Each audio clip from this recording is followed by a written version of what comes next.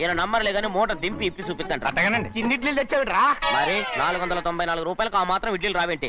494 రూపాయలకి ఇడ్లీలా? మరి అదే చెప్పడమేమో చెప్పేస్తారు, ఆ తర్వాత మర్చిపోతారు. మనీ నాగమణి, నాగమ్మన్నా ఏంటండి? ఏంటంట? అప్పుడు మీ నాన్న నాతో ఏం చెప్పాడు? ఉండండి, ఆలోచించుకుని చెప్తాను.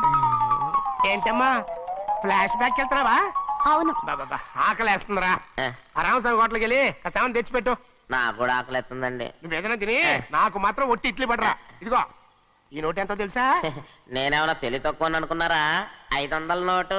చిల్లర లేదు కదా అని 500 రూపాయలు నోటు ఇచ్చి పంపిస్తే మొత్తం ఇడ్లీలు పట్టుకొస్తా ఉంటా. చట్నీ సాంబార్ ఇదిరా. ఇచ్చాడండి, ఇది నేనే వద్దన్నానండి. ఎందుకని? మరి అదే మళ్ళీ మర్చిపోయారు. ఆ? నాగమణి, మీ నాన్న నాతో ఏం చెప్పాడు? అయ్యో అయ్యో చట్నీ సాంబార్లని ఎన్నిసార్లు ఫ్లాష్ బ్యాక్ వెళ్తారా? నువ్వేదైనా తిని నాకు మాత్రం ఉట్టి ఇడ్లీ పడరా.